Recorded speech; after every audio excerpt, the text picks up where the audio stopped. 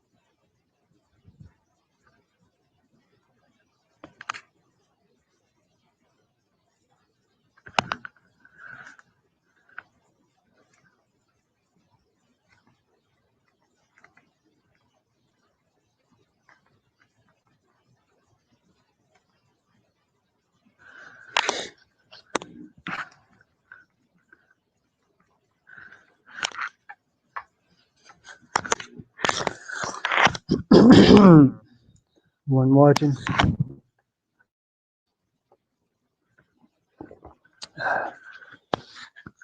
Give this time to go out.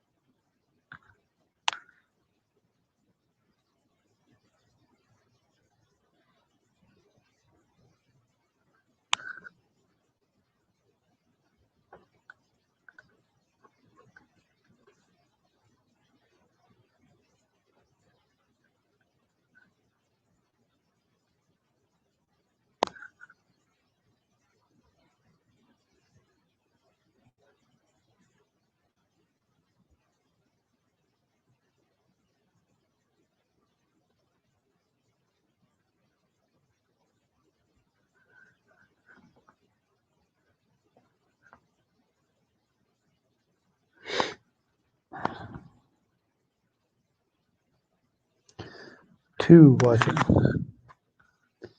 Well, it says there's two in here right now, so welcome.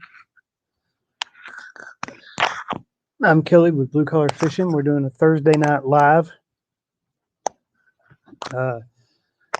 Winter's pretty rampant where I am right now, so Thought I'd go live, bounce ideas off each other. Anybody that joins us. Hey, Mosier boy. Appreciate you coming in tonight. How's the weather where you're at, bud?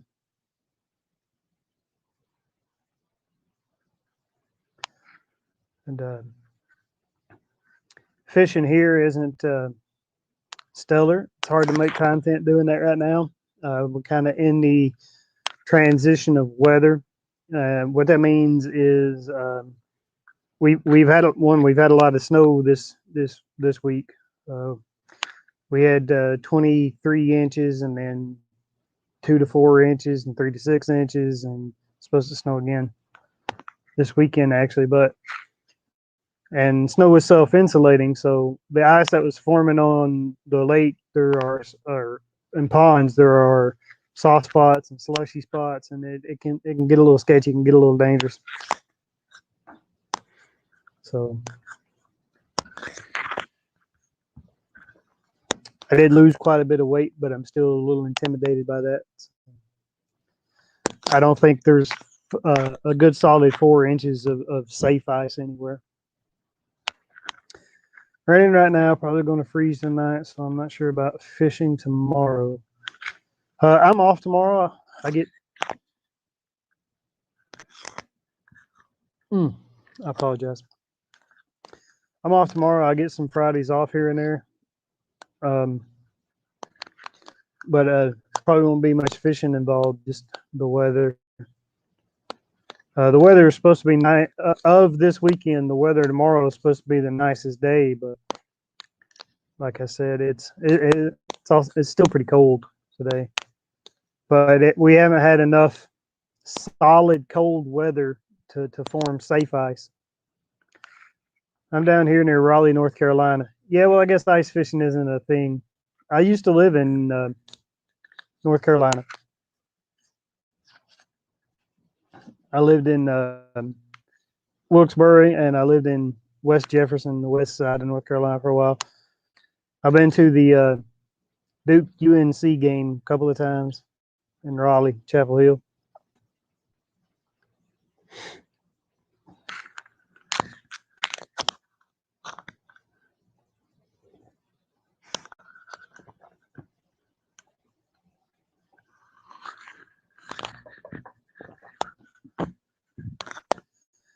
I want to go back to Michigan now. Yeah, I think Michigan, what's his name? Ash Outdoors. I know him. He's a Michigan guy. They've got ice. So if ice fishing is your thing, you want to be up north. It kind of fills in the gap. I would rather open water fish, but can't do that in the winter in the Northeast. And where we're at, it's just winter really stinks here lately, because it's, you have a thin layer of ice across the water, so you can't open water fish, but it's not safe ice, so you can't ice fish either. It just kind of shuts everything down till spring. You're kind of in a, unless you get a cold winter, you're kind of in a lull until the trout opener in March. I miss ice fishing, pond hockey, etc. I grew up in the South, in Tennessee and then North Carolina, so I never played any pond hockey. Matter of fact, when I moved up here, my wife asked me if I knew, or made fun of me a little bit, like, you don't know how to ice skate? What the hell am I going to learn how to ice skate? We got ice.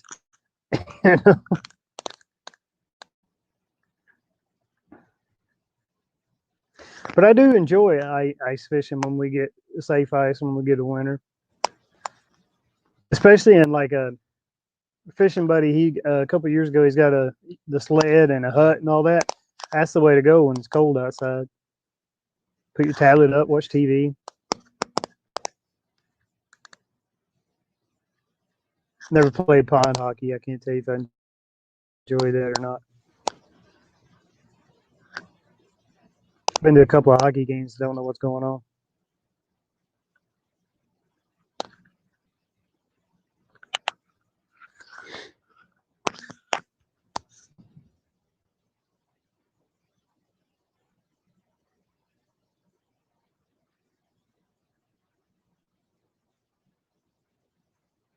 Moser Boy, I have a link to this StreamYard if you want to come up on panel tonight. Bounce ideas off each other face to face. Just type somewhere I can send it in the chat, email or Twitter or something. I think we follow each other on Twitter. We do follow each other on Twitter.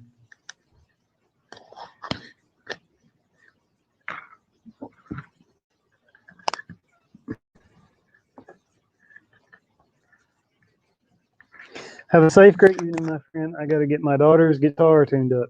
I just bought my son a guitar. I played guitar as a kid. Teen. I mean, I still can. I still know how. But my both my sons are playing guitar now. I bought the oldest one first, and but I can't play his. He's left-handed. And then my youngest son decided to take it up this year. He just bought one a couple of weeks ago, and he's right-handed, so I can play his.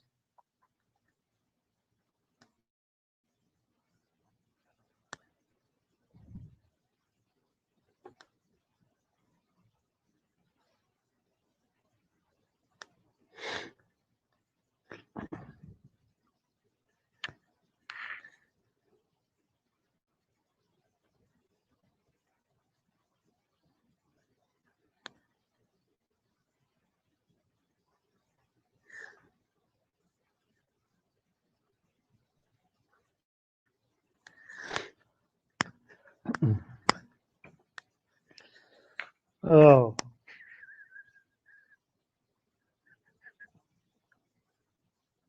You doing anything for content right now, Moser Boy? Well, we're kind of in this lull. I've got a versus video I'm working on. If Monster Bass will ever send me my box.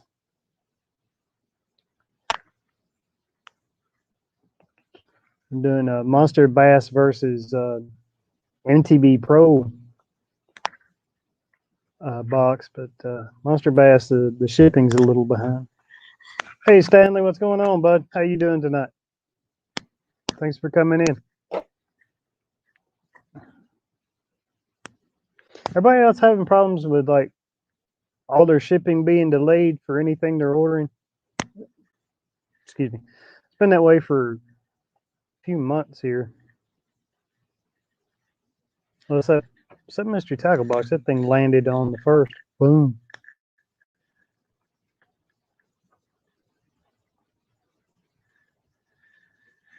What are you getting into tonight, Stanley? I thought you had class.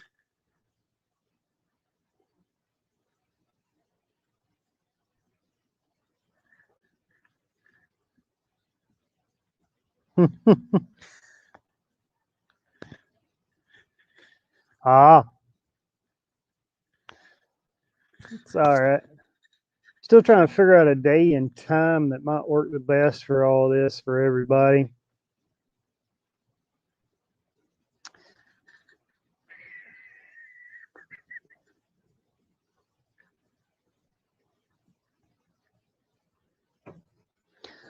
I ordered parts for 2 pin reels last summer. Just got them in.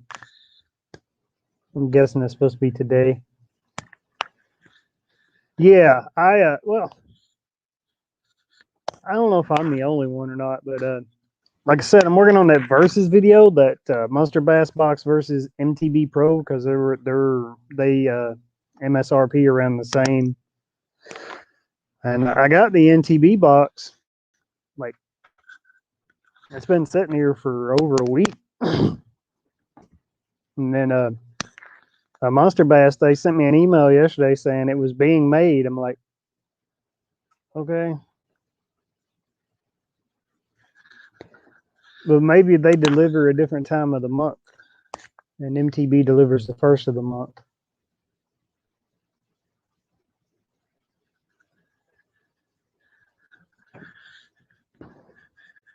I got things I never got at all. Amazon just asked me if I wanted a refund. Like, yeah, I was there. I'll take it.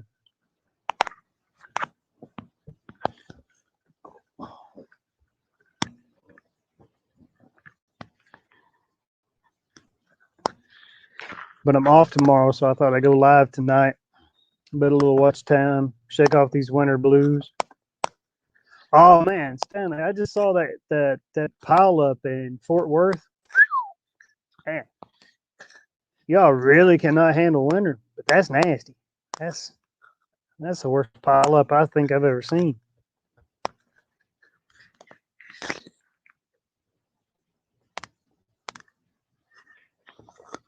I hope they get that cleared up soon for y'all.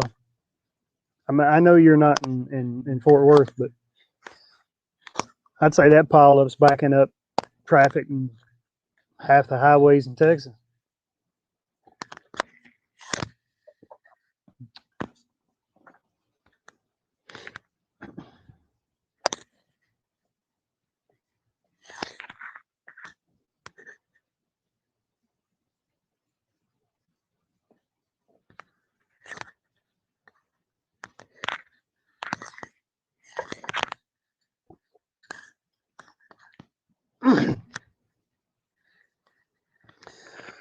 If we get a day that doesn't go above 32, all of Texas flips out. Don't even need ice.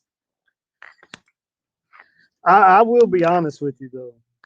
I will take a foot of snow and shoveling snow over an ice storm. Because on ice, even four-wheel drive, all it does is all four wheels spin.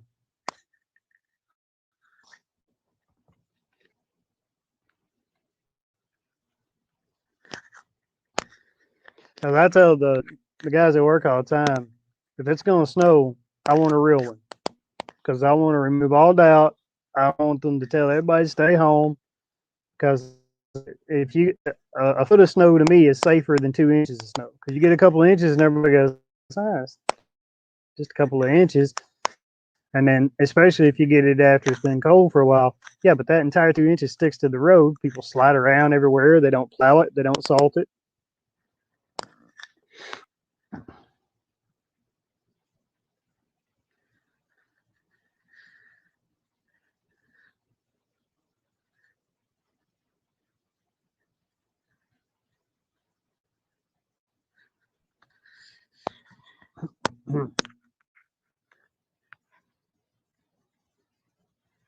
Yeah, yeah. I spent some time on the railroad in Texas. It gets hot.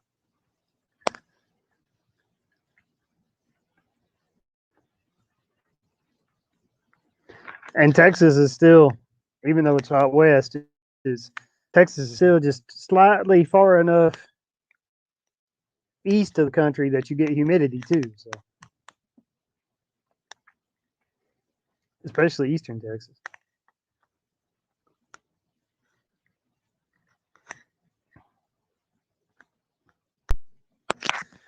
We don't get that kind of heat here, but it gets miserable. It gets miserable here in the summertime too. And I noticed when it gets miserable here in the summertime, it's worse than when it gets miserable like growing up in the country in Tennessee. In the country, you got the shade, the water. You can escape it somewhat. When you live in town up north, that heat ain't got anywhere to go. It just gets trapped by the concrete and the asphalt and all the buildings, and it just beats back up at you. Yeah, and there's no shade. There's no everything heats up.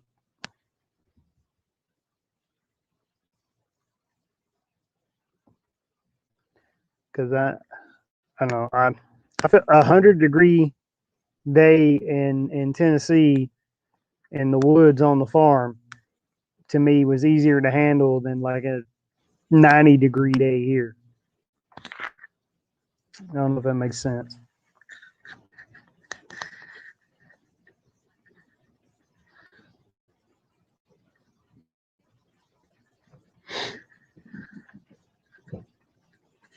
And heavy winds.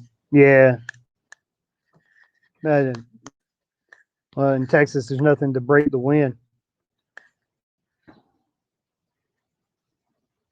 in the areas.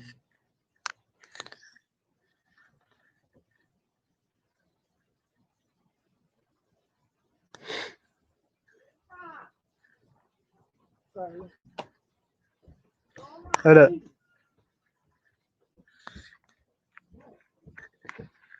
So, 4 watching. Welcome. We're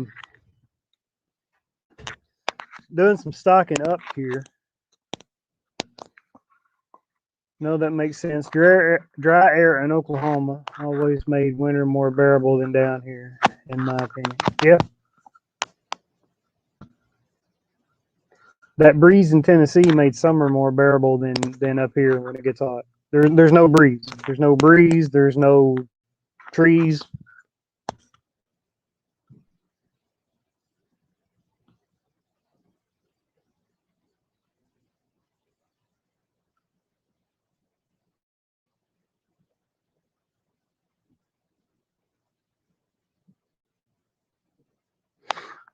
So, well, I've been doing it in the winter here. Like this week has been rough. You can't do anything. There's still every inch of snow this week still on the ground. It ain't got warm enough to melt any of it away. So I got 24 inches last weekend, and then we got 3 more on top of that. Then we got 4 more on top of that. Then we got 3 more on top of that, and 2 more expected this weekend. Today's high was 30. That was the high. Today's high was 30. So this week has been a little bit gruesome. So all I can really do is I'm gonna start fishing the kayak bass fishing tournaments this year. Well, living in Pennsylvania, that's something else I've got to get through. Like instead of starting in like March when the other states do, I have to, really tournaments fishing here. You can't really start till June. You can't fish tournaments while they're on spawn. It's illegal in Pennsylvania. I have to get the New Jersey license, cross the New Jersey line and fish over there in them.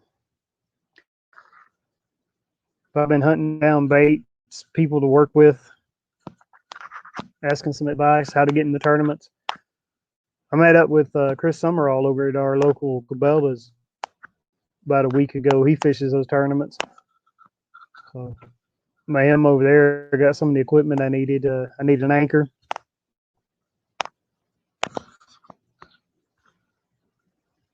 Yeah. Got to put out content. That's, as I was telling Mosier Boy before you walked in, also what's messing me up right now is like I could do ice fishing videos. So one, can't get into them. So even if I find the lake that's frozen, can't get into it. There's 3 feet of snow outside. So, but the ones that have been plowed that you can go to, I'm not sure if it's safe ice yet. It just got cold this week. Well, just got cold for us. We were having lows down in the 30s, but our high was getting up to almost 50. That makes slush on the water, and that's sketchy ice. I'm scared of it. You get air pockets in between the layers, and just step on a soft spot and to the bottom of the river you go, or lake you go. I don't have the brass that Ash Outdoors does. To ice fish a river. I think you fall through the ice there. That's the last anybody sees of you.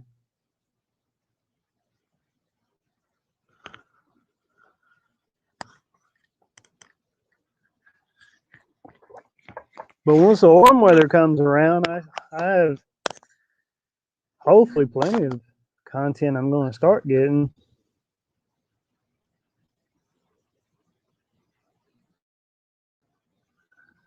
My content is down. We just went through, what was 2020 and its awfulness. And like up here where we live, we're not that far from New York. So when it got really bad, they shut down the parks and stuff like that to keep New Yorkers out. I've been wanting to go do clamming here. Need a solid freeze to kill red tide before you can clam. Now that we have the freeze, I'm too cold to go after them. Red tide. Is that red algae? Is that what you need to kill, the red algae? I don't live on a coastal state.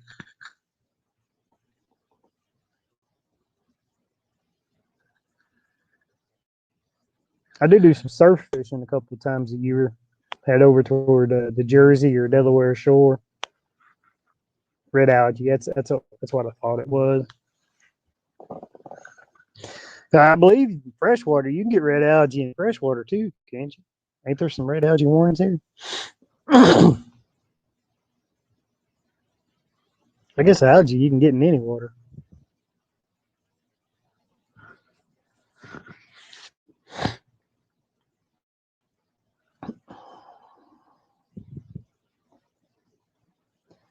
But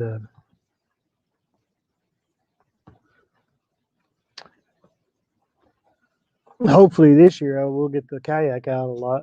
That was another thing with the shipping. It took almost 3 months for that kayak to ship. There's a bunch. There's a bunch. ODLF different, huh? I'm guessing there's a bunch of different kinds. Red is the bad one here. Yeah, I would think red algae would be the bad one anywhere. I don't know if we have another. Is red algae invasive? Is that why it's bad? Is it invasive, or is it a probably hazardous to fish populations, or skin irritant, or something?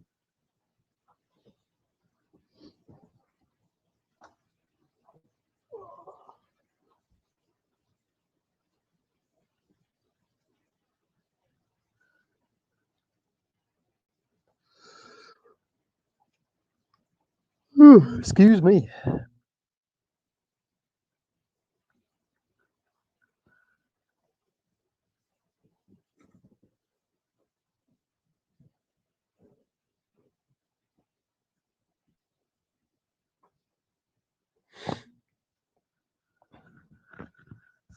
Oh, there's been a little bit of a lag tonight between StreamYard and YouTube.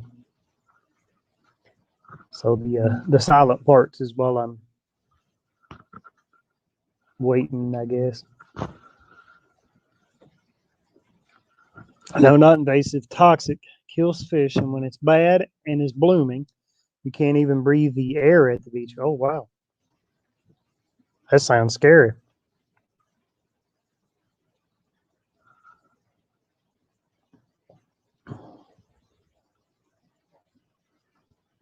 Are you still looking into uh, getting like one of those little cheaper kayaks to get bait out for surf fishing? I think you mentioned that before that you were looking into that. I've seen a couple of guys do that. Take the kayak out a little offshore and hurl the bait out and then come back in. I've seen catfish guys do it too.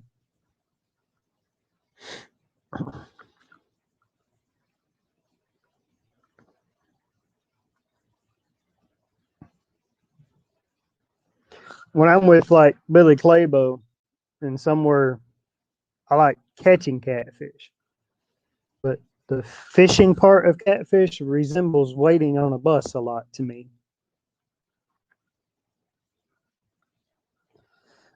It's like walking around in a cloud of poison ivy air. Best description I can think of. That would kill me. I can look at poison ivy and break out.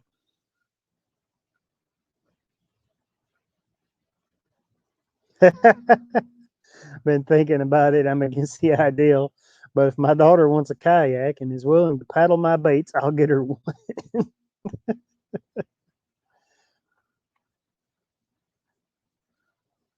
I have a surfboard. I'm just gonna paddle them out. Oh, yeah. And plus, you can surf in it.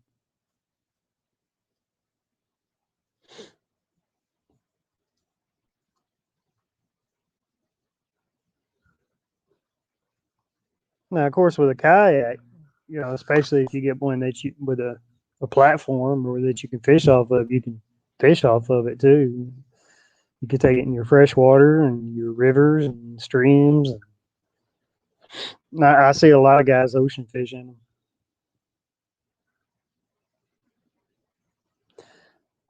I've always been scared of that. Like, what happens if you on a kayak? What happens if you hook into something big in the ocean and that sucker just takes you out to sea? Yeah,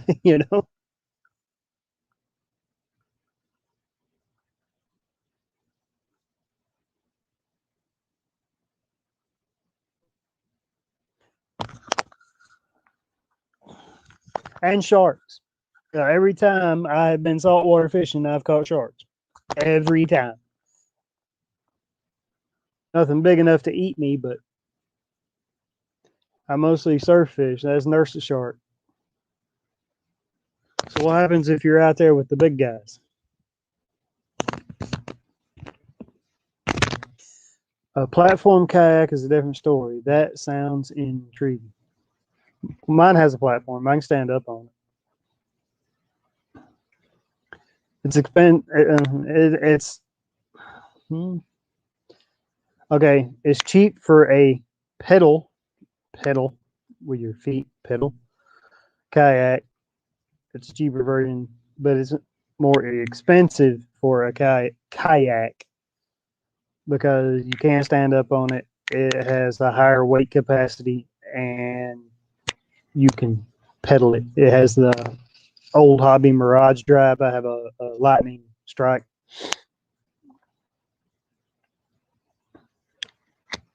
But it took, last year when all those shortages were, it took a while to get here. We did a lot of shark fishing from little dolphin sailboats growing up. That is a freaking blast. I'll do that on a platform kayak.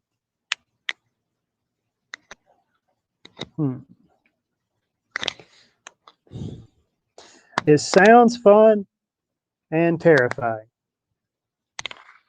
Because what happens when you flip? And you will flip off a kayak at least one time in your life. I guarantee you.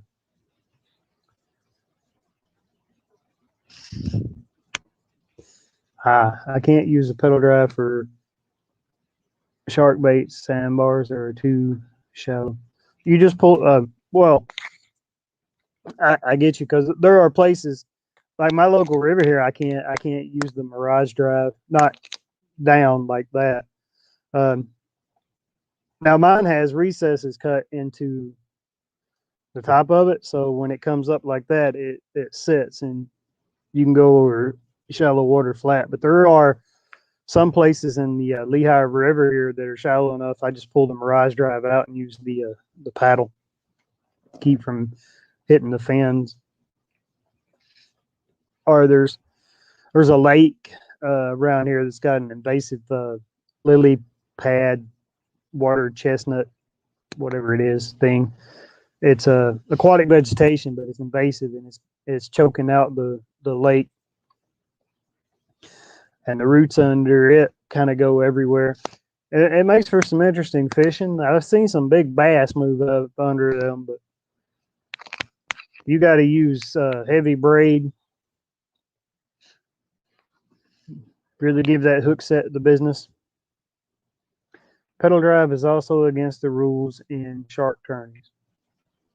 They have kayak shark tournaments.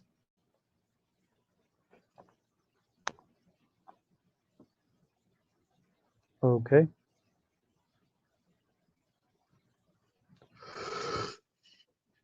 Excuse me.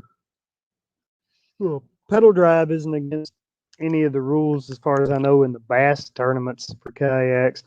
Some of the leagues don't allow the trolling motors or the motorized kayaks like the Bixby motor or the Torpedo or just Minn Kota. Some Minn Kota makes a mount now for a kayak. So some of them don't allow those, but pedal drive, as far as I know, is still allowed.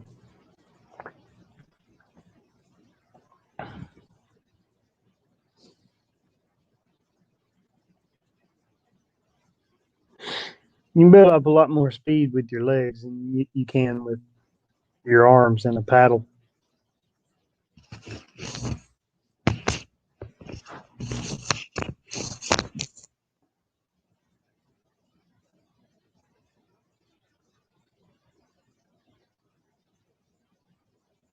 Beach fish and shark tourneys, they let you paddle out baits, and I'm wrong. You can use piddle. It's just too shallow across sandbars. Can't use motor or sails. Okay. Like I said, I just, well, I have a Mirage style. I just take it out and lay it there until I get in deeper water when I'm in. I didn't think about it, but that technology is over 10 years old. Might be older than that now. But Hobie, the original Hobie Pro Angler came out over a decade ago. One of the benefits of a surfboard versus kayaks allows me to punch through 3-4 foot surf easier. That I have no doubt.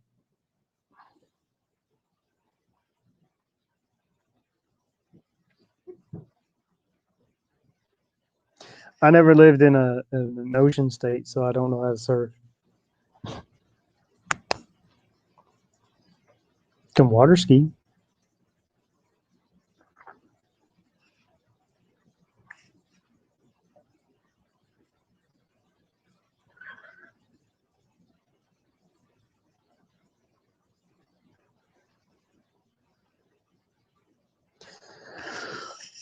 Oh, excuse me.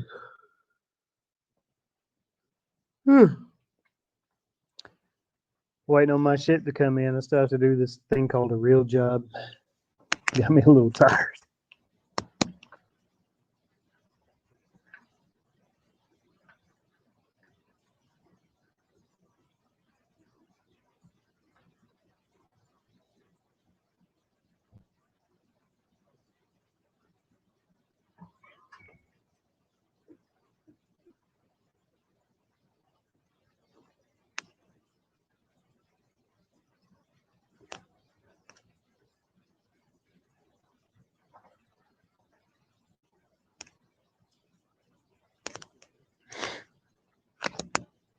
Snooze that person for a bit.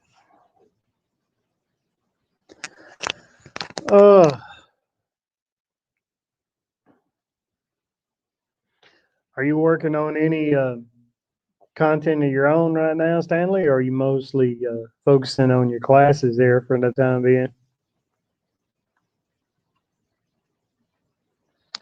Only about 239,000 subs away from retirement. Yeah. I did gain some subs this week, though, so built my confidence a little bit. I was telling you, I had that hit the short shell, which made me stick my foot in my mouth. Cause I gotta be honest, I thought it was a bunch of, I really did. I thought the entire short shell thing was made up. YouTube's lying to me, you know.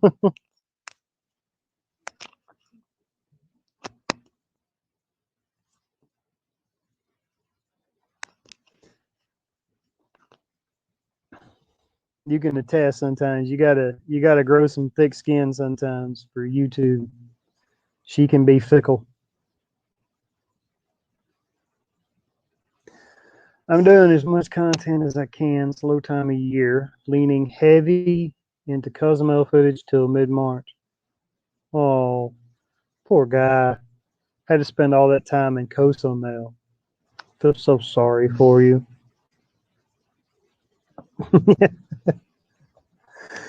Man, that short shelf is no joke. Saw one girl with 200 subs get a 3-day 100,000 view short. I didn't hit that much. I did in 3 days get over 2,000. Headed toward 3,000. It went, you know. When you look at my analytics and it's funny, it's like, you know, for views. Keep doing them. Yeah, I released another one today. I've been releasing one on Thursday. I don't want to make my channel about them because I think that can, like, they're a double-edged sword. They can, I think if you do them too much, they can hurt you a lot more than they can help. Aim for rewatch value. Yeah.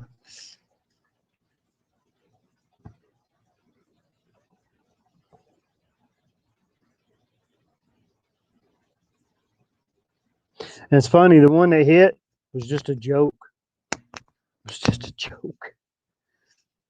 Me and my family were at the looking around the pet store the other day, and it was a two fish in an aquarium. There's a fish that kept coming.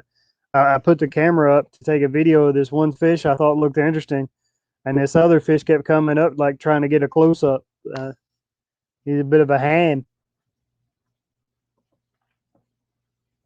And yeah, don't focus on shorts, only implement and supplement.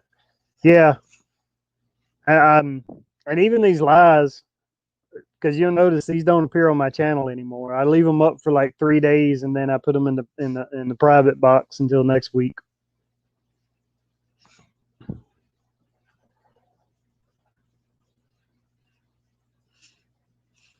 And I started doing that because these lives started getting in the end screen.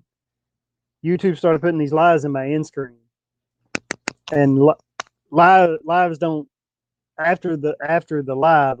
Nobody wants to watch a live that's not live. That at least that's what my analytics tell me. Nobody goes back and watches a live after it's already aired.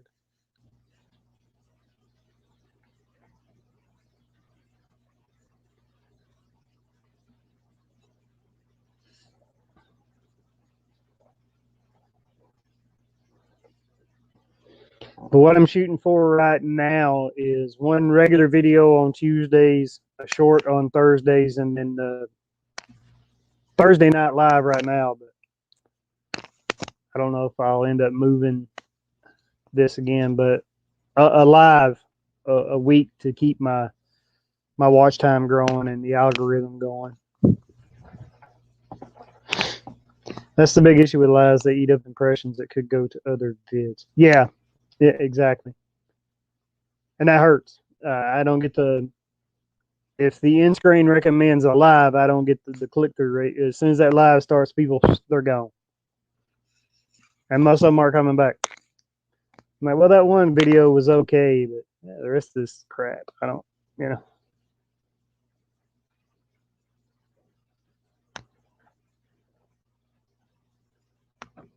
I didn't know that was something you could do.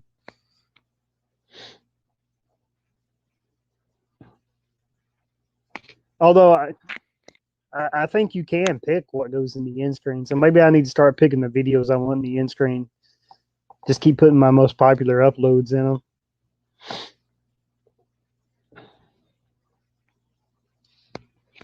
Because best for viewer is totally random.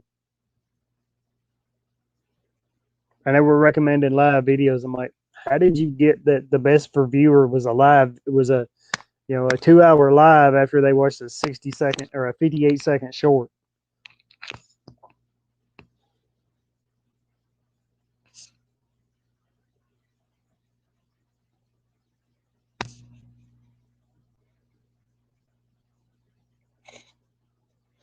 I had to.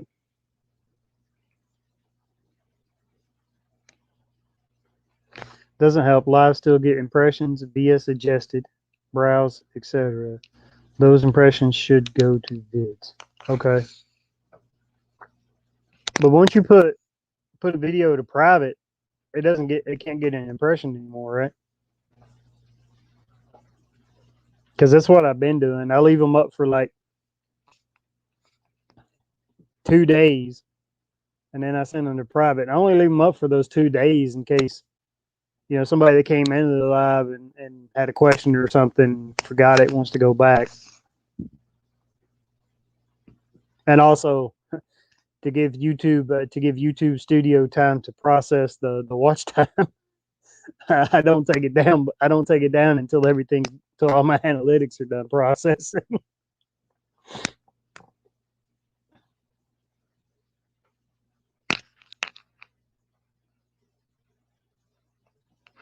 No, videos have to be public for impressions. Okay. So I'm doing the right thing then by sending these to the private box after 2 days.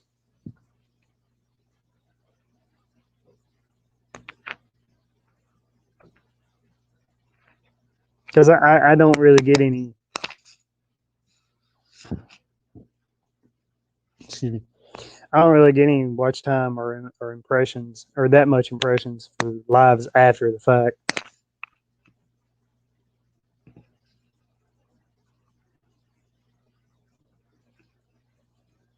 You lose the watch time it's already gained. How is that even possible?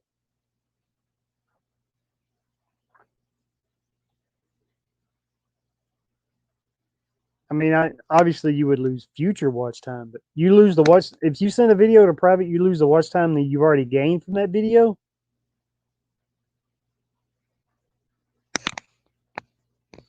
That doesn't seem right.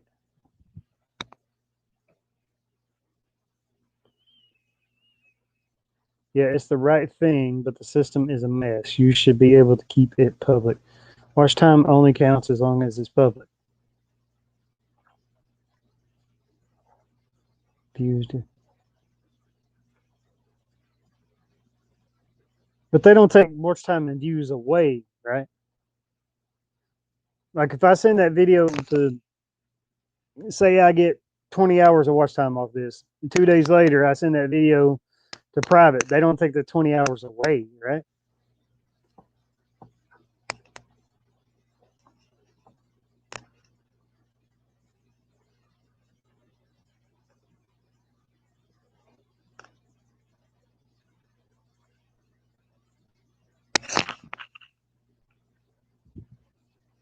I just can't get any more watch time from it in the future.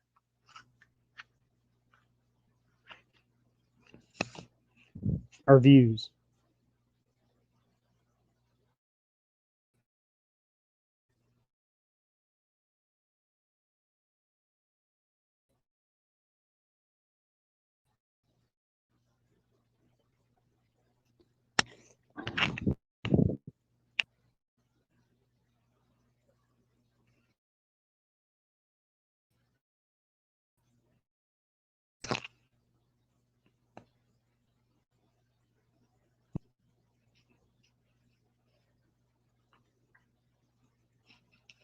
I miss the days when YouTube, the only thing YouTube asked you to have was 10,000 views.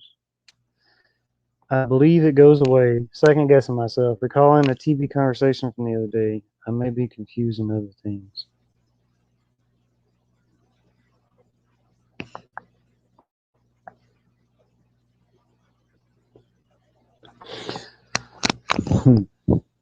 I may have to test that theory here in a minute. Because if that's the case, if I put them all back to public, then all my views and the watch time should come right back, right?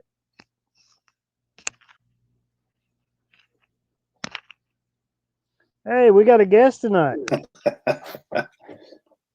Howdy. What's up, Billy? Speaking of Billy, I was just talking about you, actually. Yeah. Been running around like a chicken with his Good to see you. It's good to see you.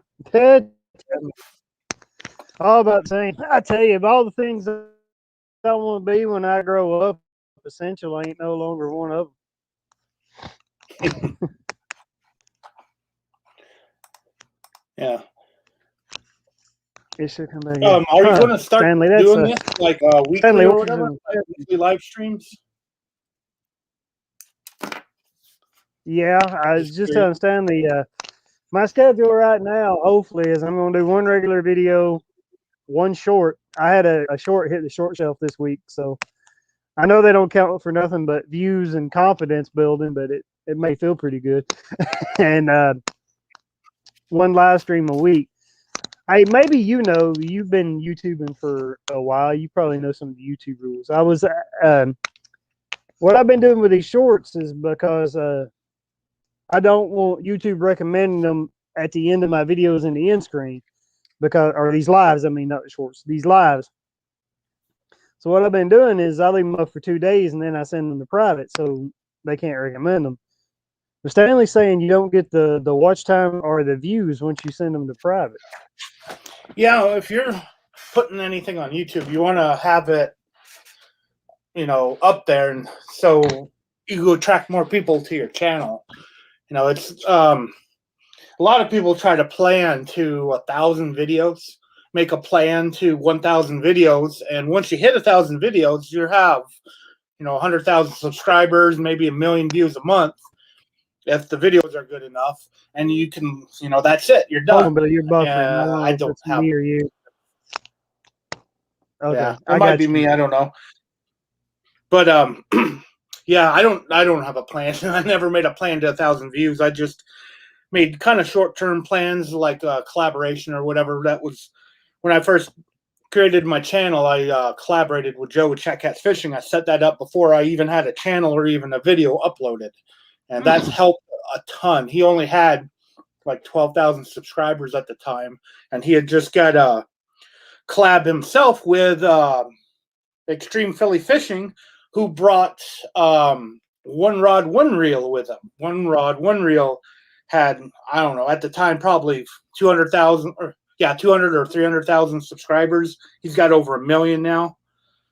So that helped Joe, and then me collabing with Joe and the other people, even you, has helped a lot. And my cat has come to say hi to everybody.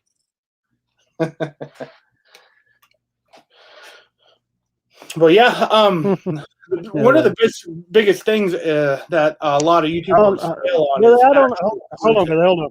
Okay.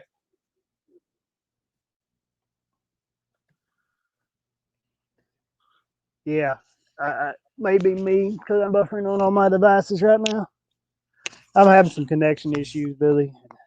With the weather this week, I've been having those all week. So it's terrible. Sometimes the Wi-Fi here just stinks. Yeah, I think the biggest issue that I see is just content. If you're not publishing content, at least on a weekly basis, YouTube won't recommend you, and your channel won't grow. So if you have to at least do one video a week. I remember. I mean, when I talked to Catfish Dave, he about starting YouTube again, and told him, you need to do 1 video a week. Showed him my gear and stuff. He used that literally in his video. He's talking about, well, the algorithm means I got to show this little catfish this week. So, and that along with he had a lot of backing from social media too. He had a lot of followers on Facebook. They followed him over to YouTube, and it just was a snowball effect to make his channel so successful. But collaboration and weekly content, collaboration with fishing channels is so easy. You just go fishing with somebody. So that's kind of just what's been my success. I'm aware. I went fishing with you. Yeah. How many subscribers do you have now? 1,067 this morning. I gained 17 this week. That's nice. That's good. Break that 1,000 mark. It's kind of a big deal. 1,000 for a YouTuber breaking 1,000 subscribers is the first step. 10,000 is the next step, and I don't know what's after 10,000. You got 100,000, but that's a long jump. But still, 10,000. They say that you've made it. At least that's what Dieter Melhorn kept telling me. It's like, you hit 10,000 subscribers, you've made it. So I'm kind of happy that I hit that recently, the 10,000 subscribers. But yeah, we need to go fishing again. Right now, my boat is in the shop. So I don't know when I'm going to get my boat back, and I'm trying to sell it or trade it or something. So I don't know what the future has in store. But once I get my get another boat or figure out my boat situation, I need to take you out with me again. I need to take a bunch of people. There's other YouTubers like T and Deer Stalker and a few others that are local to me that I need to take too, that I haven't taken.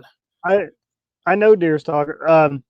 He was going to do that thing at Fall Creek Falls last year, and then of course 2020 was what 2020 was. And that's the thing. Since I no longer live in Tennessee, you all are still on the naughty list for us of places to go and come back. Like if I went, which is strange, even though I've already had the nasty C word. If I go to Tennessee to visit my mom, even though I'm supposed to have these antibodies for 90 days or whatever and come back, I still have to quarantine for 2 weeks before I go anywhere. Mm-hmm. So Any Yeah, visit is hopefully on things will start vacation time. brightening up as the summer goes on, or as summer gets here, fall, or probably everything will be ready, wide open. Hopefully by then, we'll have to see what happens. I hope so. But yeah, I definitely want to do another collaboration. I'm also I've been talking. Uh, I'm going to get into the kayak bass tournaments this year. I entered a couple of those, and I got a kayak last year. But I've been talking to Alex Rudd. He's over Mhm. in the same area as you, Alex Rudd Yeah, Fishing. See if I can do a trip with him. He's bigger than both of us, but yeah.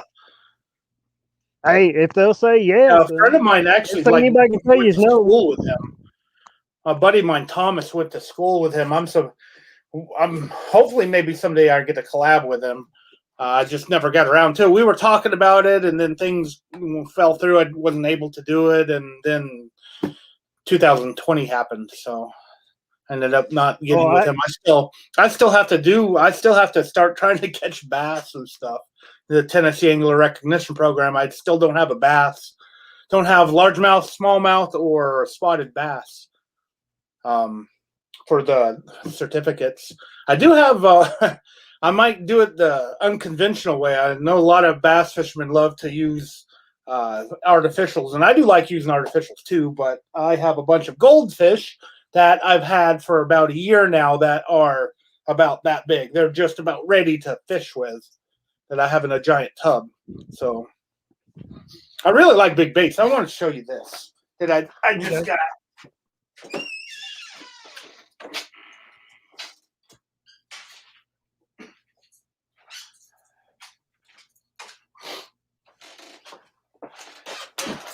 I've been fishing with it a couple of times. Haven't caught anything yet, and I guess it pays to know people. I had the Kuma sponsorship last year, and Kuma is partnering with Fish Lab, and they sent me some Fish Lab lures to see if I could catch a fish off of. Since I like wake baits, I think it's called wake bait. Oh, come on!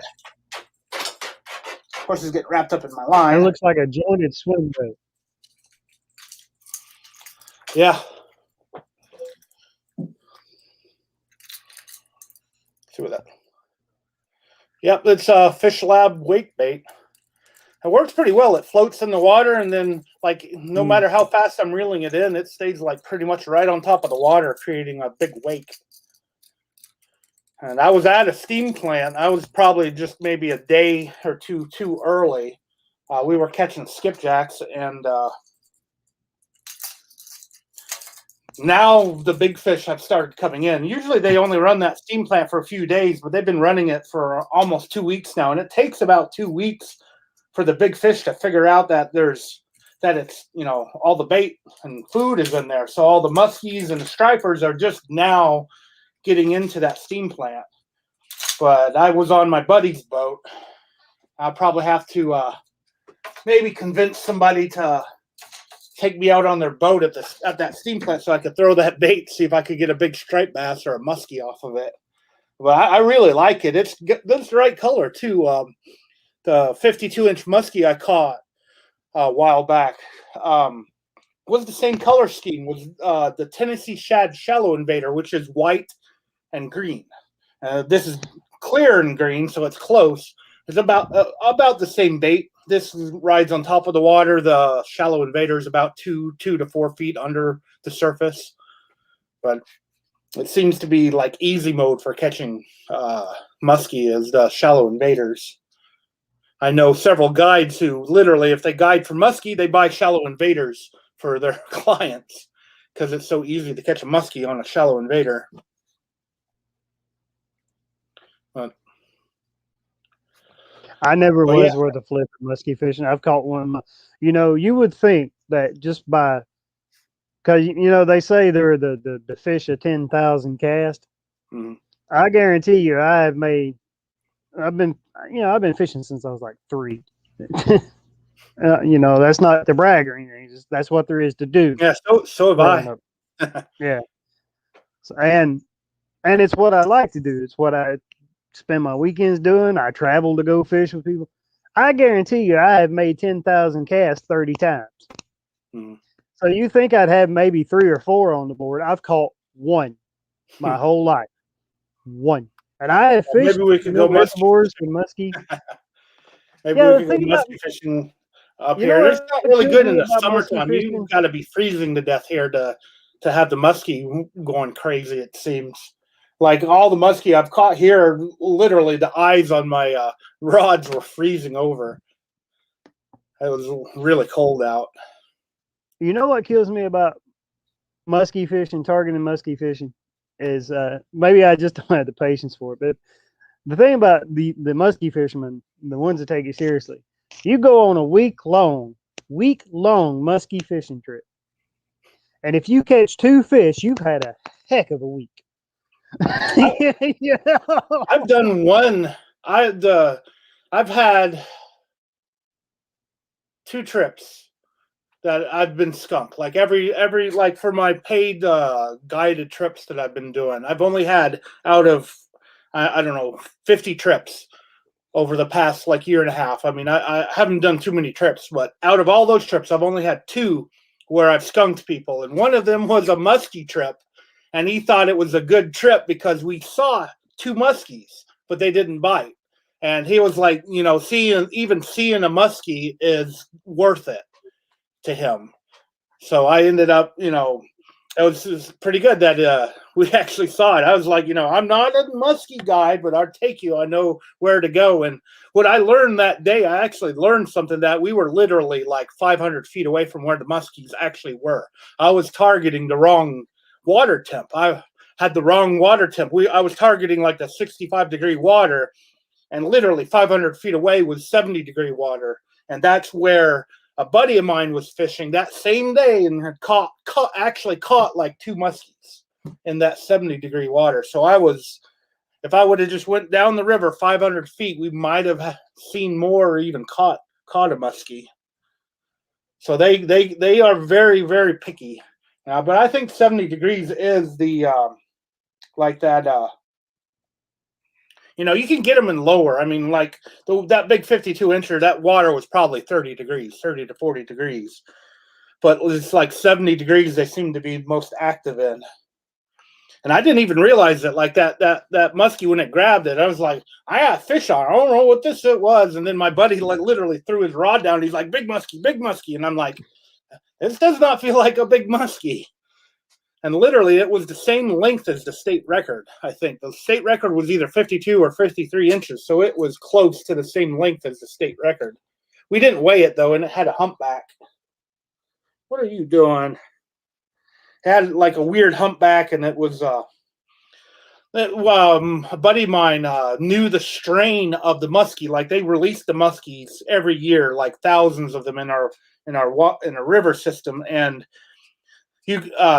they had in the past where they had like certain strains, and you could tell by like the dots or the lines or whatever on their sides. And this one was a strain that was released like 15 years ago or something, upriver, like 50 miles upriver.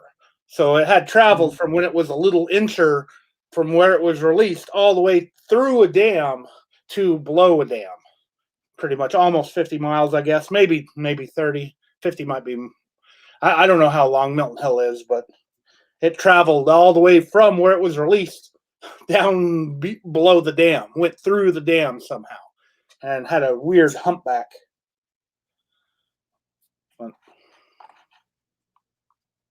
Oh, hey, look, there's the comments. I wasn't even looking at the comments. Stanley Orchard.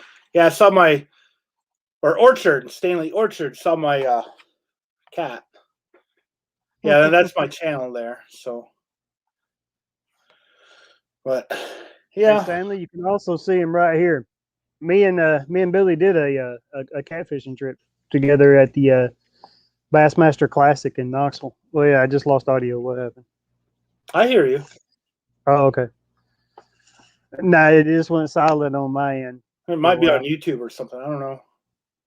It could be. I've been having YouTube's a fickle winch sometimes.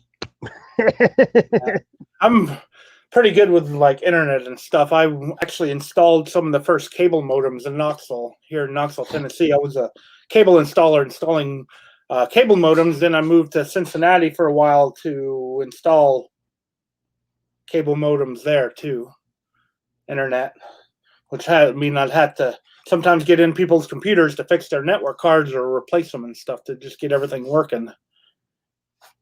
But yeah, anytime I have any issues, if I had an issue, I did have an issue. I found on the lines, on the main lines, you got amps that help, push the signal further down. And one of the amps was leaking, causing me like upload problems on my computer, on my internet. And I didn't realize what was going on until I found it out there. I borrowed my buddy's one of those cable testers or whatever, and trying to figure out what it was. And I went all the way to my lines, like, this is the main line that's doing this. So I put an antenna on it, and you can use the antenna to look for leaks. And I found the leaky amp on the main line, like just right down the road from me. And Comcast would not fix it. They were like, they didn't believe me after like 2 or 3 months of me trying to get them to fix the leaky amps, like, look, okay, I'm just going to tell the FCC. And so I gathered the information, sent it to the FCC. They fixed it literally like 2 days later after I did that, because it's not supposed to do that.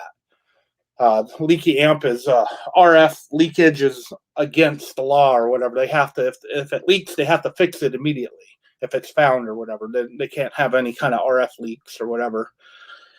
But yeah, after that, they've been nice to me. I've never had any issues since then, really, with my cable. So they probably, at least they fixed it. Yeah. I didn't know anything about that. Yeah. Ours here, I think it's just we have the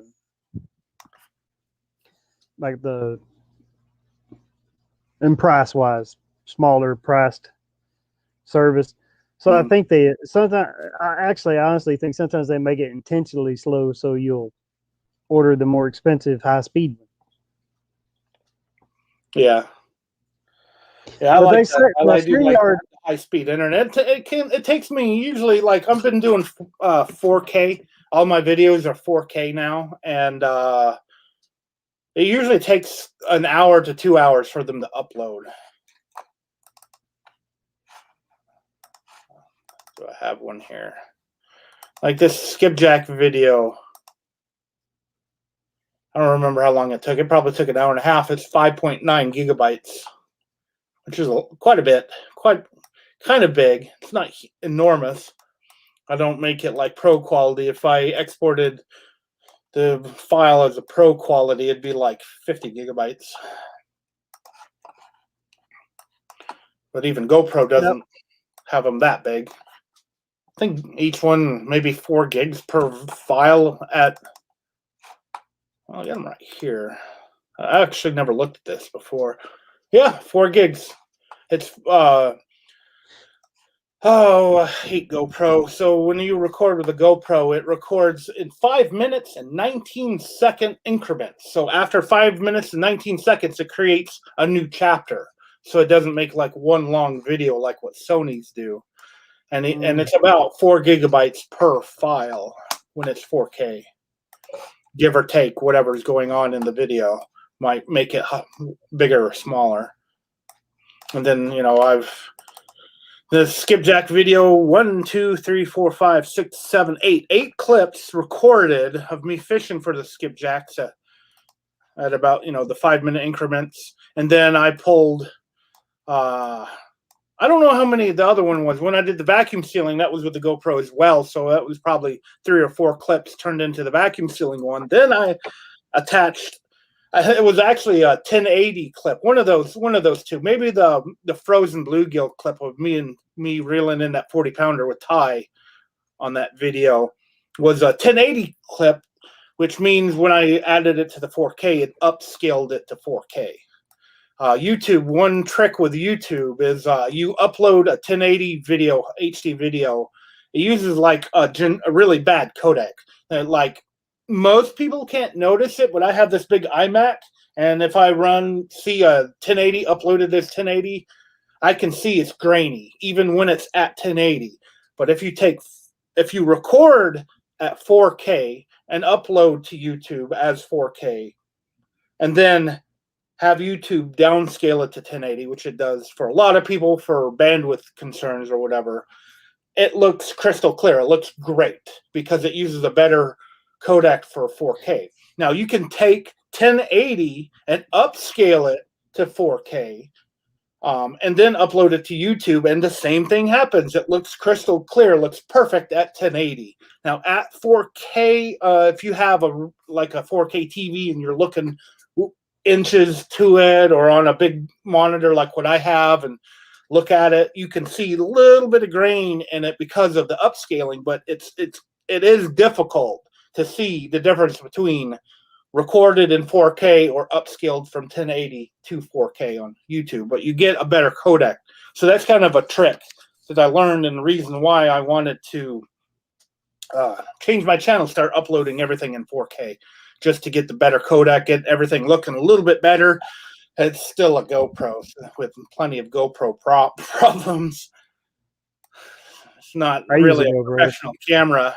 You have to have the lighting absolutely perfect, and then you got to apply LUT and do this and the other to it or whatever to make it like professional looking, which I don't do. I like to just get it done, edit up, and get weekly content out. So it looks good. I could do better, maybe like with a mirrorless in the future or something. But yeah, that's a trick you probably may not know or whatever. And it does take a computer. Well, not anymore. So this right here is an iMac. I paid $3,000 for this iMac. I wanted to go to 4K, and I was like, I'm going to do it. I was getting frustrated with the laptop that I had, so I got this iMac. Now, Apple came out with the M1 chip. So the MacBook Air with the M1 chip and the 13-inch MacBook Pro with that M1 chip is faster and better than this machine. Like this machine, it would take 5 minutes or so or more to export a 10-minute 4K clip. The M1 MacBook Air takes a minute and a half, and it can edit it, with no stuttering. I don't get stuttering on here either, but like if I have a lot of action going on and I'm doing a lot of stuff, my fan starts turning on to cool the processor, either graphics or whatever. Just I could hear the fan coming on, while like the M1 runs cool. It wouldn't, exporting definitely makes the fan run on this machine. On an M1, it can do it in a minute and a half without heating up. So you can see that Apple has just trumped Intel. They have and it's what is MacBook Air, $1,100 now, $1,100. So it's a third of the price of this machine. And then a big Windows machine with the 10K Intel, whatever, the top of the line Intel chip, that M1 chip is still faster than the fastest Intel chip. So you could pay $3,500 for a super gaming Windows machine, and it'd still not be faster than the M1 chip. Maybe with the graphics, get a lot more storage, but you know how thin the MacBook Air is. So I know I sound like an Apple salesman. I used to hate Apple machines, but I moved over when I started crashing Windows Movie Maker trying to make YouTube videos. So I gave up and went over to. I made all my first ones on Windows Movie Makers. But now I have a Filmora 10 edit software, and Billy, I actually had the one I'm talking to you on right now. I actually have the Intel Core i5 10th generation is the laptop on my Avis. The Mac Mini has it too. Has that M1 chip in it too, so it's even cheaper. It's like $600, $700 for the same chip. It's not a laptop, obviously, and you have to have a monitor for it. But yeah, that's funny. Do you know who Kayak Catfish is, right? Mm-hmm. Yeah. Kayak Catfish, Justin. He started out on a iPad, like he was editing videos on his iPad and uploading them to YouTube. And I talked to him about it, and he's like, you know, he was thinking about upgrading to something. And I was like, yeah, try the Mac Mini. So he got a Mac Mini, and he absolutely loved it. So all of his channel videos have been edited on like a $500 Mac Mini. And he just recently went on that trip to Florida, and he asked me again, like, you know, what would be good for that trip. And I told him to get, you know, the M1 MacBook Pro or MacBook Air, and he got that, and he absolutely loves it. It's doing really good for him. So I'm probably going to upgrade to the Pro. They should I think in March they're going to have a 16-inch MacBook Pro come out with the M1 or maybe even an M2 chip or something. And I think I'm going to upgrade to it or downgrade. I don't know. You know, this is a big, 37-inch monitor going down to a 16-inch monitor on a laptop, but the internals are better. So I think I'm going to do that. I might do that just because I'd like to have a laptop again. If I can edit. I like the mobility of the laptop. The only thing YouTube asks you to have is 10,000 views. I believe it goes away. Second guessing myself. Recalling a TV conversation from the other day. I may be confusing other things. Where is that back noise coming from? I don't know. Oh, whoops. There we go. I clicked something on Twitter. Oh, you weren't muted. Yeah, I got it. Oops. That's all right. All right. Well, I need to get off here and do some work. So, but it was nice talking with you. You too, Billy. It's always a pleasure. We do need to get fishing again, though. Definitely. I was telling them before you came in when I was talking about it, I like catching catfish. So when I went with you and we were catching catfish, that was fun. Yeah. Fishing for catfish sometimes resembles waiting on a bus. Yeah, it does. It does. But, okay, well, it's nice seeing you again. We'll have to do another live stream again in the future, though. So I'll see you. I will do. I'll send you a link. Have a good night, Billy. All right. Want to make sure I got to hang out with Billy a little bit. I've been trying to get him on here for a couple of weeks. He just stays busy. Real job, and he guides in the Tennessee River system. Yeah, Billy's a nice guy, Stanley. He's a real nice guy. I met him. Well, he's not. Knoxville is about an hour from where I grew up. And when the Bassmaster Classic was in Knoxville, we both went to it. I met up with him over there in the, actually Fort Loudon, where the Classic was. We went catfishing right beside the University of Tennessee on the Tennessee River in Fort Loudon there while they were bass fishing. Well, after the weigh-ins and everything. That's where I met a couple of the other ones. But we were going about an hour and 20 minutes. I was going to make this an hour tonight, and then Billy came on, and I wanted to make sure to hang out with him some. So, I'm going to check into that live thing. Matter of fact, I'm just going to make them all public and see if the views and the watch time comes back again, and then I guess I'll just enter the videos that I want in my end screen instead of using the recommendation. I just don't like them in the end screen, because that just leads more people to them. I don't know. It damages my click-through rate to me.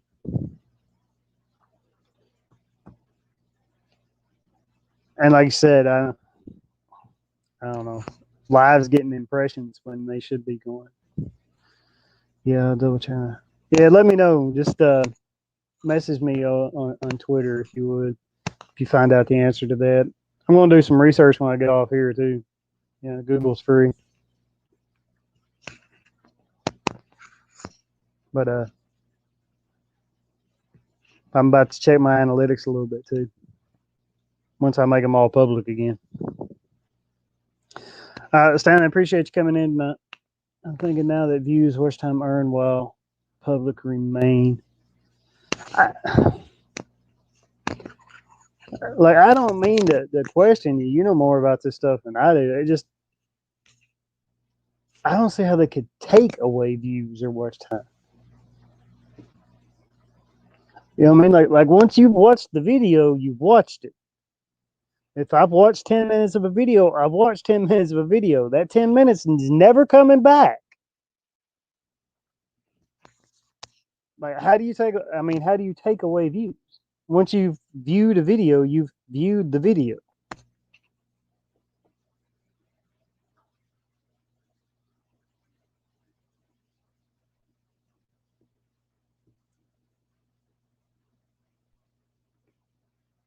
Because if they can, or if that is something that they are doing, man,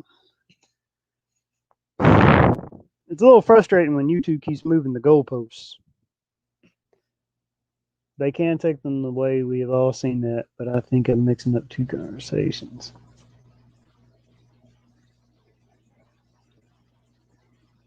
Now, I know they can take them away if it's not a real view, or if they feel that it was a bot paid for view.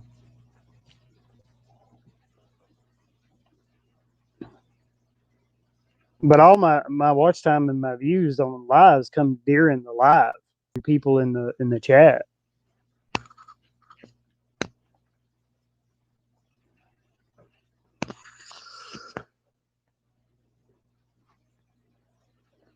So I don't know how, if they decided to count it as watch time and views before, they can all of a sudden decide it's no longer over something I did. But I'll have to look into that. But yeah, I had somebody. I've given this a lot of thought, actually. Somebody tell me this week. Any service that you don't pay for, YouTube, Twitter, Facebook, Robinhood app, if you're using these platforms in any manner that are free to use, that you don't pay for, you are not the customer. You are the product.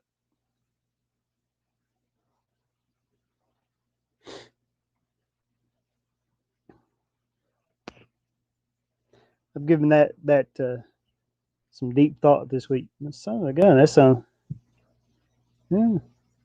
You know?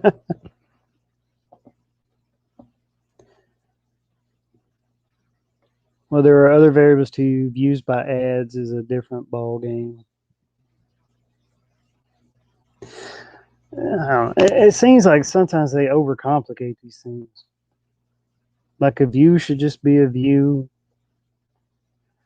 Me and you both have talking in the past the subscriber count thing that they wish they hadn't have done. Now, I appreciate my subscribers, but the subscriber thing is well dumb, honestly. Because the only subscriber count that matters is the 1,000. That's it. After that, subscribers don't really count. It's views and watch time.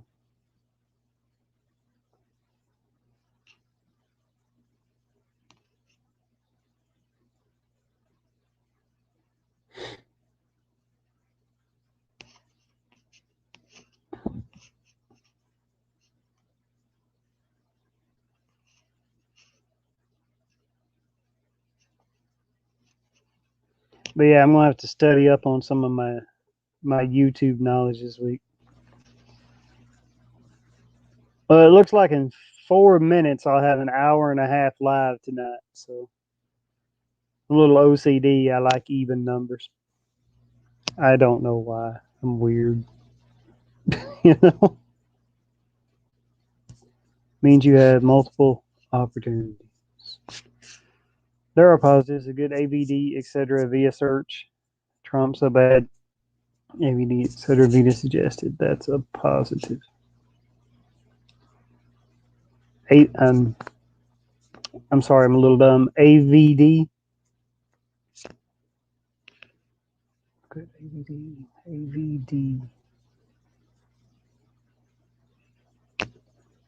I don't know what that stands for. I'm guessing something video.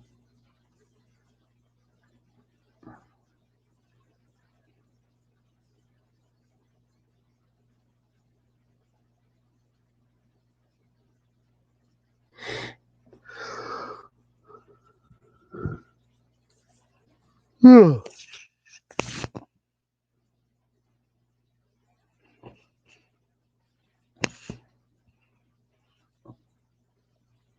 saw earlier, my biggest complaint with one of the other platforms, Twitter, watch time being YouTube's key metric, yeah, is all the stuff that they go through for fact checking and purging. I've had my followers purged 20 times probably, and I still can't edit misspelled words. Like, really? Still no edit function? Every other platform has an edit function. Hey, one cast, one fish, how's it going? Thanks for joining us.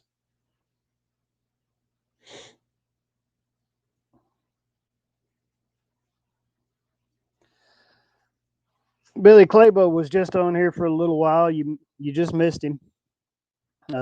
Fishing with Billy or Panfish Bill. Right now, me and Stanley Orchard here in the chat are griping about YouTube analytics.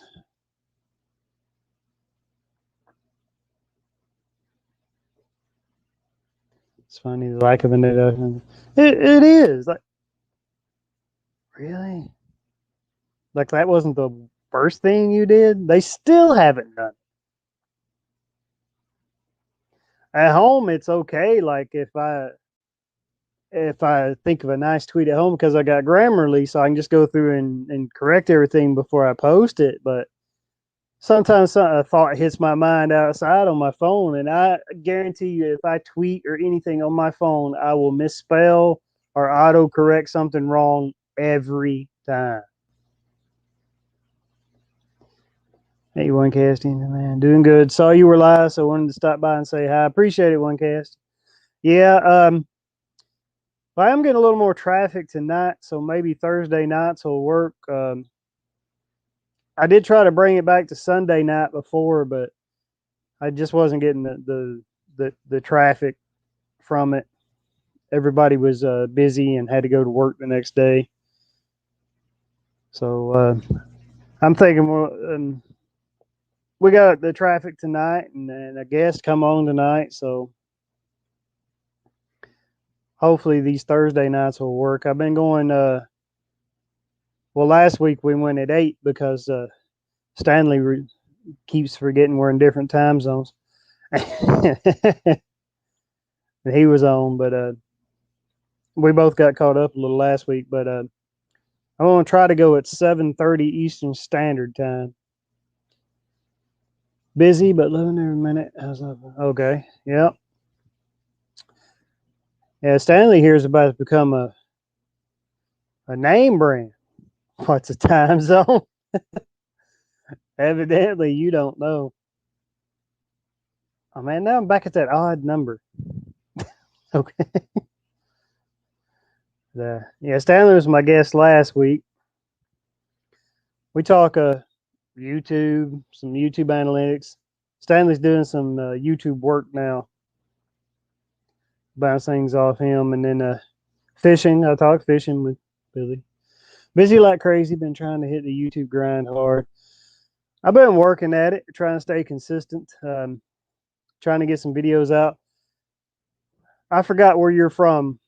One cast, one fish, but here in this region, that Stanley makes fun of me for all the time. I remind him that we have this thing called winter. And keep grinding and good luck. Yeah. So I heard somebody say the other day it's a grind, not a fairy tale. That's true. That is definitely true. It's a grind, not a fairy tale. Virginia. Okay, so you're kind of in the middle of it. You get some winter, but not a harsh winter, but it's not like winter. Hey, you get a little winter today too, Stanley. You jinxed yourself. That's karma biting you in the butt today. I mean, you're not getting the winter I've had this week, but I keep sliding down the chair. It's like I lost that 60 pounds. Now my butt won't fit. Like you made a frog stand on, put on pants. No butt. Actually, it's no hips.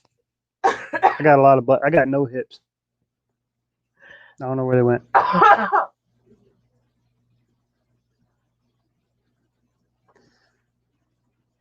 Oh, so that is how you pronounce apocalypse.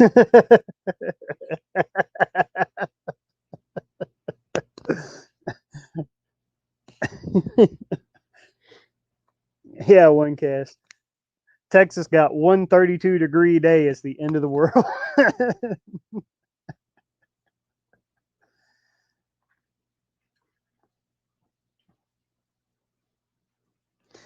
You guys have any big YouTube plans for this year? I plan to just try to make videos. Right now, that needs to be my plan. Make videos. Because with winter and the C word I can't say restrictions from last year, and kids and a wife and a real job, time is just of the essence. So I need to set out a block of the C word is the virus. Okay. It's the white part. You require time too. But I need to set out a block each week. Like Nick Nimmin says, I need to set out a block each week, and that's what I do. You know, on this day between this time, I film. On this day between this time, I edit. On this day, so that's what my YouTube plan, my first YouTube plan is for that. And on the I'm trying to do a video every 2 weeks a year. I'm trying to get a video every week. That's my hopefully. You know, okay, the restrictions on saying COVID have been rescinded. You can say it now. Oh, okay. Great. Thanks. I appreciate being able to say the word now when it's not the most searched thing in the world for 6 months.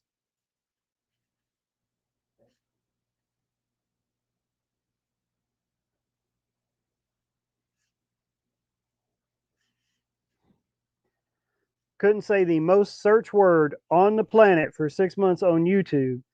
Literally couldn't Google it on a or the most Googled word on the planet for 6 months on anything on a platform owned by Google.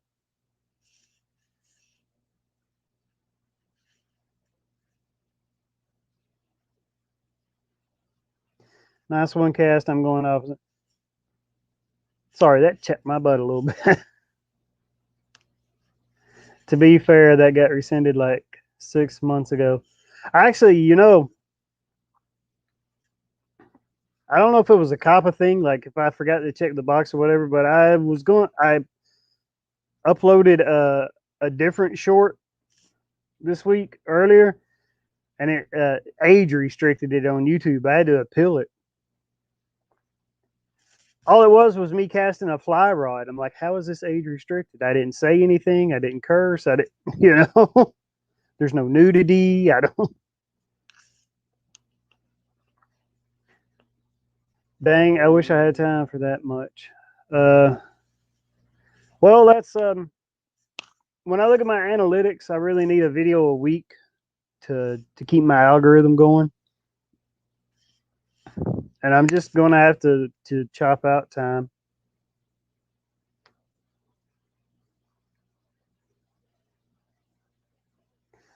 Actually, one cast on the shorts thing.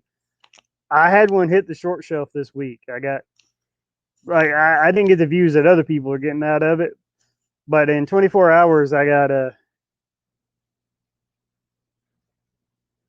was fixed, but I deleted that video and put up another short anyway. But I'll just I'll reload it. I didn't get a strike, but they did give me a warning, and then I peeled that. I don't know what y'all are warning. So I took that down and I put up the other short, the fish catch short, that I just edited into a vertical video. But and now I have that in. But yeah, YouTube emailed me back to say sorry for their mistake, but I don't. I'm like I don't get why this hit your warning or unless it was me, unless it was an upload error. Maybe you know how you got to check that the box for the COPA thing now. No, this content is not made for children or whatever. Yeah, it was just an error.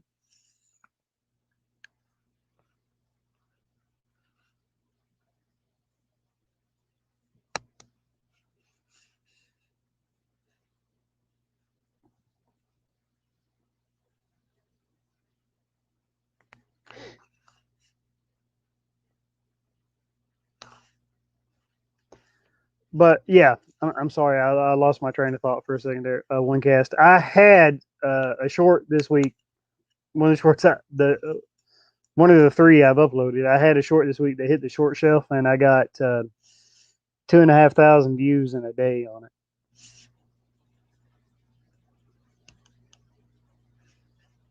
And it's headed toward 3,000 now, I guess. Hopefully. It's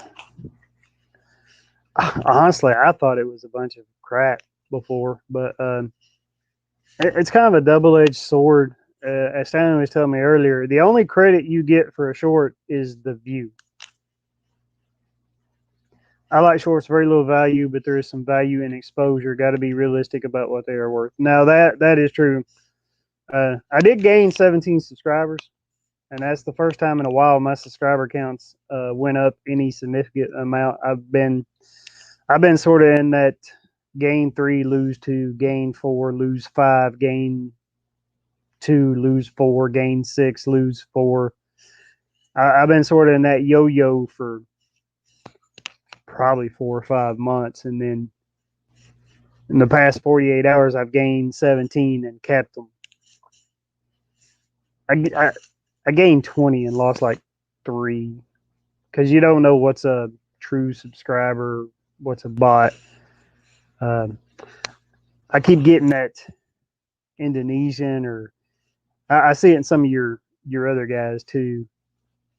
I think it's an Indonesian user account that comes in and posts a link, but he puts a timestamp on it, like it's something in the video. When you if you click on that link, it takes you to a porn site.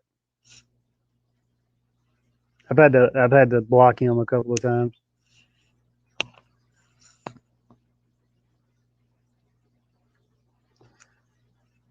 I always have a winter lull with my videos. It picks back up good in the spring. Yeah, I think any outdoor creator has a winter lull, especially if you live somewhere where we have winter. And you get burnt out. I think there's that burnout stage too. You know, the summer and the spring, you hit it hard, and then the fall starting to get burned out. By winter, you're burned out, and then I've been essential this whole time too, so I'm absolutely exhausted during the week when I get home. Mental burnout, mental exhaustion, physical exhaustion. Fishing is a heavily seasonal niche. Yeah, it definitely is. I think the only time that fishing isn't completely there are 3 rules of it. Either you're big enough that you do this full time and you can travel to wherever you want to fish, like the really big YouTube guys, or 2, you live somewhere where fishing is year round, southern Florida or something like that, or near the equator. Right. And normally South Texas, Stanley, some voodoo or something going down there today. Or 3, you live somewhere where it's cold enough that fishing is different types of fishing are all year long.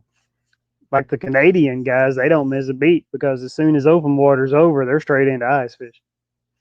They get like 2 weeks that, like the Manitoba and Alberta guys, Uncut Angling and Jay Siemens and them, they get like 2 weeks. So as long as they've got 2 weeks worth of videos to keep uploaded between the open water and the safe ice. My two schools of thought: you are targeting pro fishermen, or you are targeting people who have never fished. Yeah.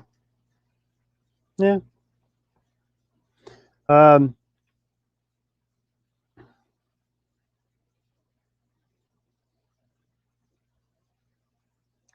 be honest, I think the days of I get a lot of subs wanting to see ice fishing, but I don't have much ice in Virginia. I live in southeast Pennsylvania. We haven't had ice in 4 or 5 years. We might get it this year. This week it's been cold enough. Hi, Dad. Hi, son. Welcome to the chat. Dimitri just came in. So I did a couple of ice fishing videos. They're on my channel. You can see them. And I enjoy that content. And it gets traction.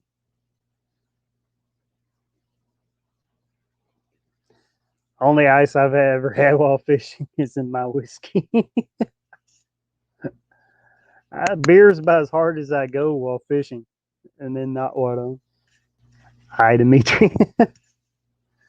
No I, actually. It's just DMITRI.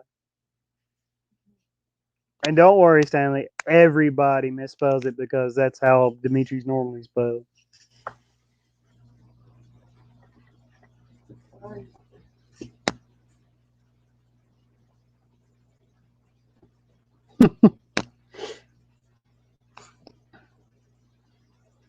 I don't. It's a shame.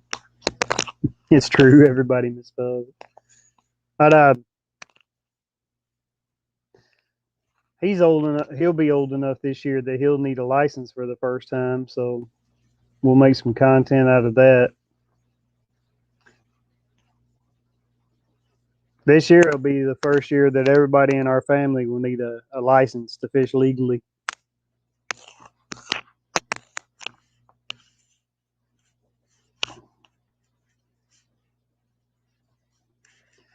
And if we can ever travel again, I could take him down there to saltwater fish with you, right, Stanley?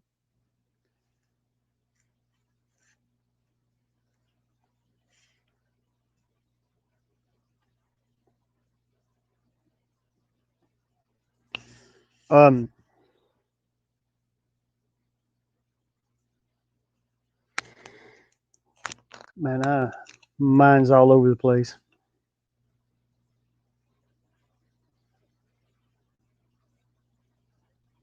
Oh, back on your YouTube plans there, OneCast. Right now, what I've got in mind, and hopefully, is I'm doing Tuesdays an upload of a video, and then Thursday morning I upload a short, and then Thursday evening right now I'm having the lives. I'm hoping I can keep that up and take at least one day during the weekend to film. So I'm thinking if I can break it up, if I film like a couple of episodes on a Saturday or a Sunday, whichever day I got, and then edit periodically throughout the week. So I'm hoping I can get enough content to be, well, I'm hoping I can get enough content to schedule it out. Yeah, it's well, the short, I'll be honest with you, the shorts aren't really a lot of work. The shorts aren't really a lot of work. Find something you can make 58 seconds of content out of.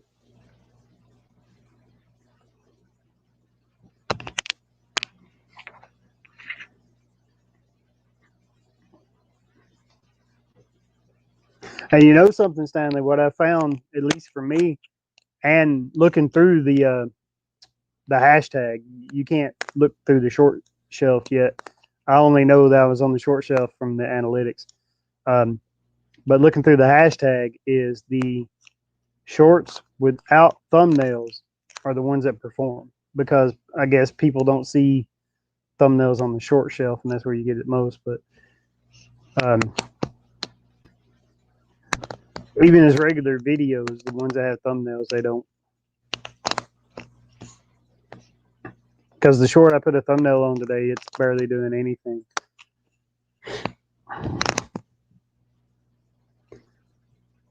One day I will get to Texas for some of those big reds. You know, I've never been red fishing either. It's something I've always wanted to do is go catch reds.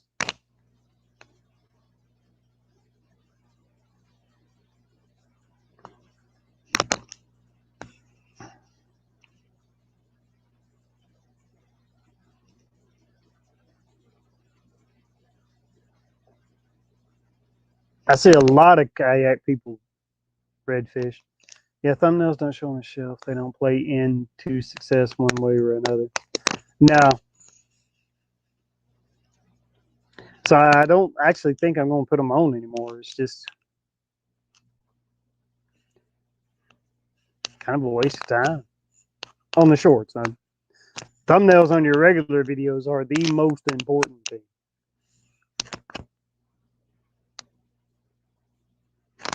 I've got a few in the OBX, but always wanted to fish Texas. Yeah. Outer Banks. I know that one. You know? Yeah, I've never went red fishing. The only saltwater fishing I've actually done is surf fishing the Atlantic. And I've caught croaker and blues and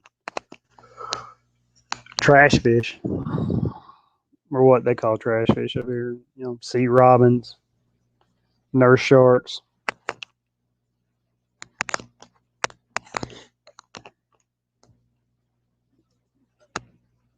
Skates, stingray, skate.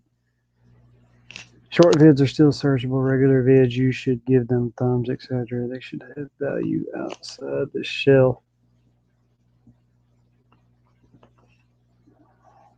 Maybe. I don't know if they have much value outside the shelf.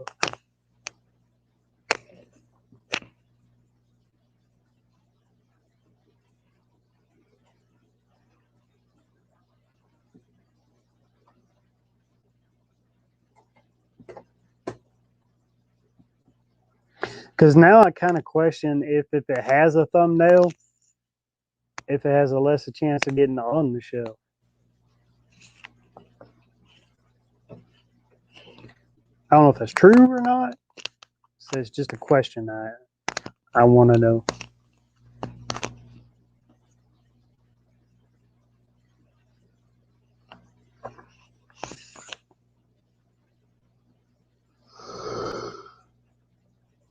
Thumbnail doesn't come into play. All right.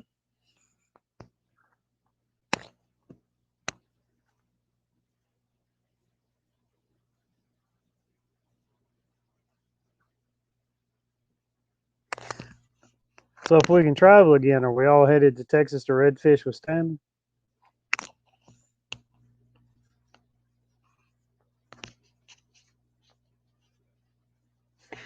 Well, guys, I'm going to head out. Got to get things ready for the morning. Good seeing you guys for a bit. You too, Wincash on the Fish. I appreciate you coming in tonight.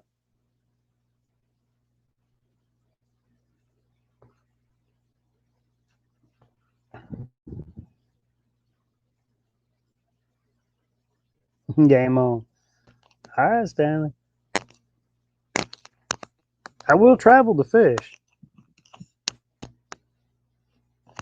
And once all the COVID restrictions, now that I can say it, are over. Like fishing isn't enjoyed at Kelly. Thanks, Stanley. Fishing isn't my wife's biggest thing, but she'll go to the beach. She'll travel. She likes to get the hell out of Dodge every now and then.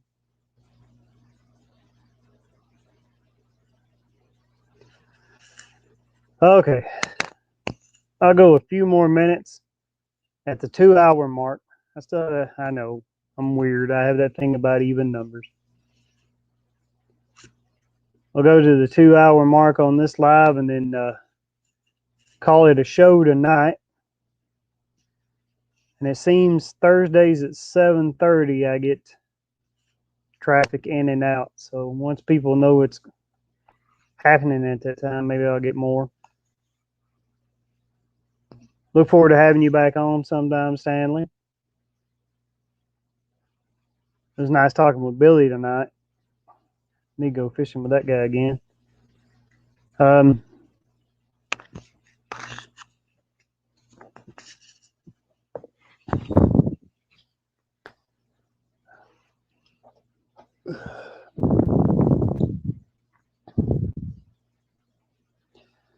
Stanley, I think yours is on Mondays, right?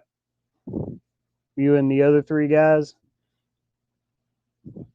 I got to run, but look forward to the next stream. Thanks, Stanley. But yeah, I believe Stanley's is on Mondays. If y'all want to check out his live stream on Monday nights with Grant McIntosh and Ash Outdoors and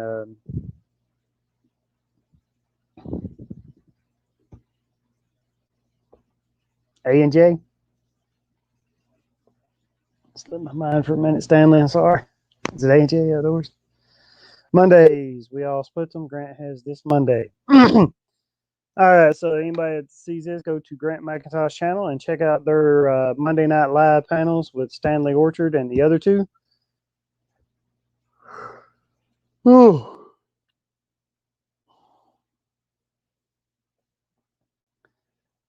So I'll even this out for the next 6 minutes here, get that even 2 hours, and then end the broadcast.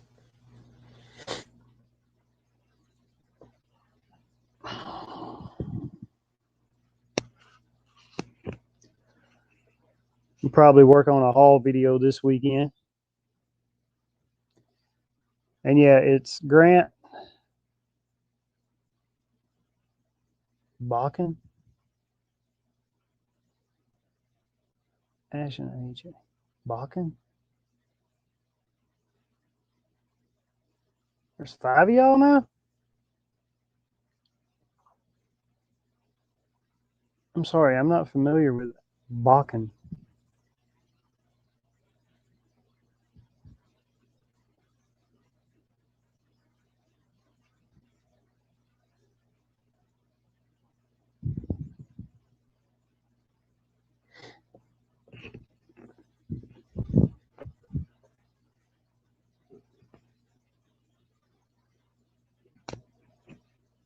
Oh,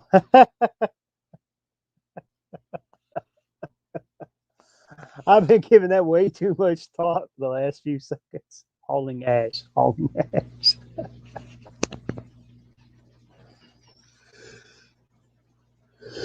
hear you, man. Oh.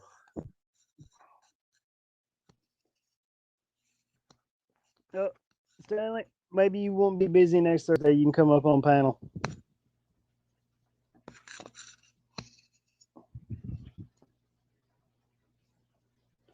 I have to check into that live time. I'll message you and let you know what happens when I put all those back to public. And I guess I'll just choose my end screens, the playlist or the videos that I want in the end screens from here on out, instead of using the recommended.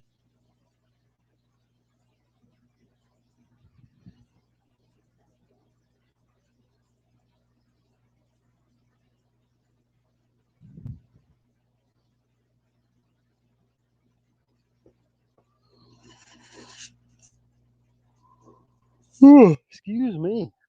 I do apologize. I got the yawns. Yeah, dude, I'll see what I can do. All right. Anytime, Stanley, anytime. You know that. Always a pleasure.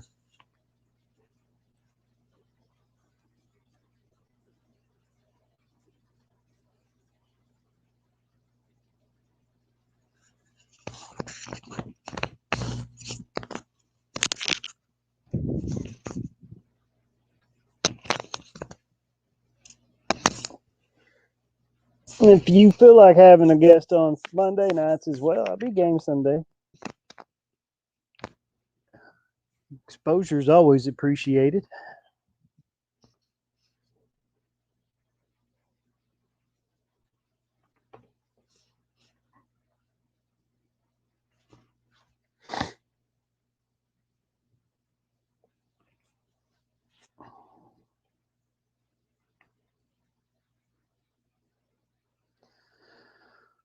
Well, about 3 more minutes.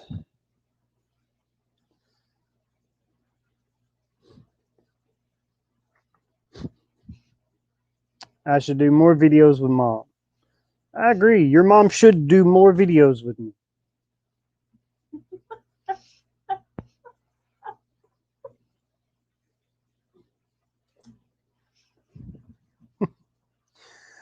You should do more videos with Mom, just putting that out there. Totally agree. You all should do way more videos with me.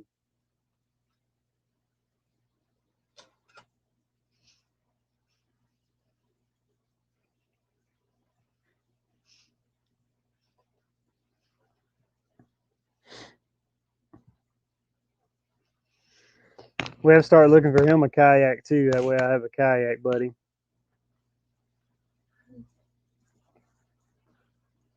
Since energy is wasted on the youth, and his doesn't have to be as fancy. He can sit in his all day. My back and my butt and my legs and my knees, they let me know about it if I'm uncomfortable for too long. 40 does nothing but screw you.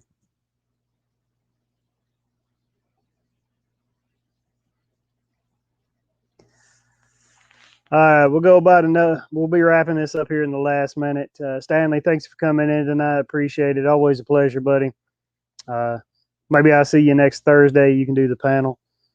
Mitri, you can do the panel with me too if you want. On the live.